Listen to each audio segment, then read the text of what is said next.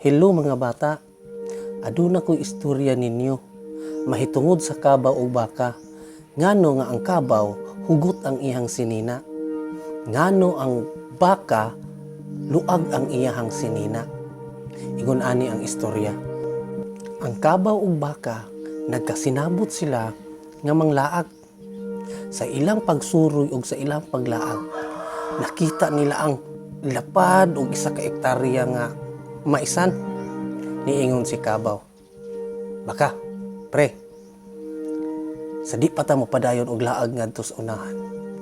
Nakita man yun nato ning kamaisan, ay maayo og mangaon usa ta.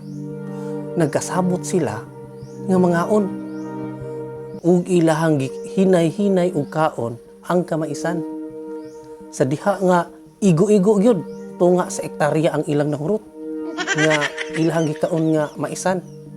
Karon pagkabusog na ni kabaw, niingon man siya, pre, baka ahay maayo og mga ligo ta, igang man kaayo nya, busog man kaayo ko.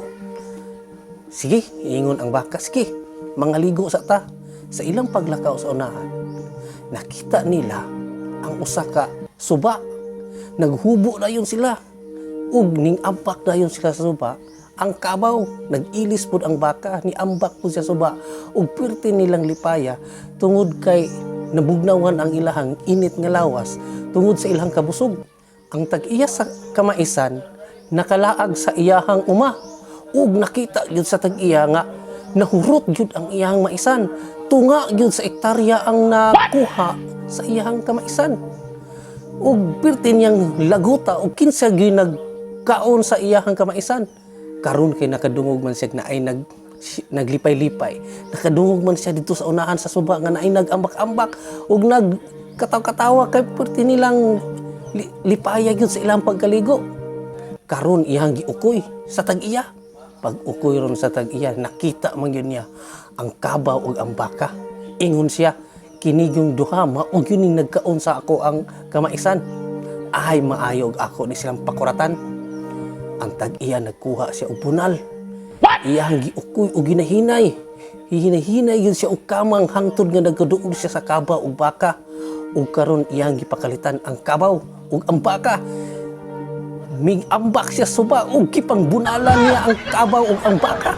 Karon sa pagdali-dali sa kabaw ug baka, sa ilang pagkawa sa suba, nagdali-dali sila og ilis sa ilang mga sinina. Karon kay nagkabaylo man yun ang ilang sinina. Sa ilahang pagdagan, natingala man si kabaw nga hugot naman ang iyang sanina, natingala pod si baka nga luag na ang iyang sinina. Maunay sinugdanan mga bata nga ang kabaw karon ngano nga hugot ang iyang panit o hugot ang iyang sinina kay kanang iyang gisulob sa baka na. Oh my God! Sa baka ang iyang gisulob ngano nga luag ang iyang liog. Naa siya bitay-bitay diri kay kanang iyang gisulob nga sanina. Sa kabaw na mauna ang resulta sa ilang pagpangaligo o pagdali-dali og kawas didto sa suba. Ang leksyon nga makuha mga bata nga sa inyong paglaag-laag ug sa inyong pagsuri-suroy, kung makakita mo mga butang nga dili inyo ha, ayaw yun ninyo og kawata. Nice. Mga bata, kinahanglan nga dili gyud mo mangawat kay ang inyo hangalan mapulihan naman og kawatan. Naraong ang bata nga kawatan, kinahanglan gyud mga bata nga dili gyud mo mangilabot sa mga butak nga dili inyo ha.